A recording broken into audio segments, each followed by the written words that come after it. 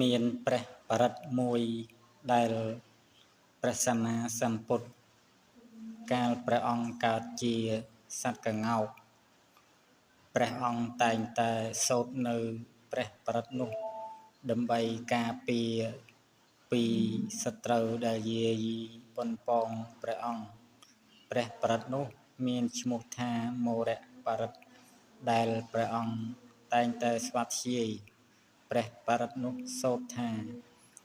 ឧតេតយញ្ចកុមាឯករាជាហរិសវណ្ណោបថវុបភាសោ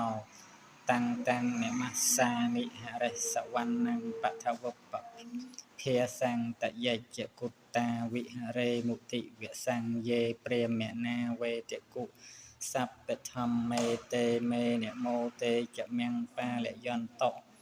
នមត្ថពុទ្ធានំនមត្ថពោធិយានមោវិមុត្តានំនមោវិមុត្តយាអ៊ិមង្សោបរិត្តង្កត្វាមោរោចរតេអេសនាអបេតយញ្ចកុមាឯករាជាហរិសវណ្ណោបថវុបភាសោតាំងតាំងនមស្សាមិហរិសវណ្ណបថវុបភាសង្តយច្ចគុត្តាវិហរេមុតិវសង្យេព្រាមណាវេតគុសព្ពធម្មេតេមេនមោតេចមៀងបាលយន្តោនមត្ថពុទ្ធានំនមត្ថពោធិយានមោវិមុត្តានំនមោវិមុត្តយាអ៊ិមង្សោបរិត្តង្កត្វាមោរោវាសមកប្បយីតេកណែ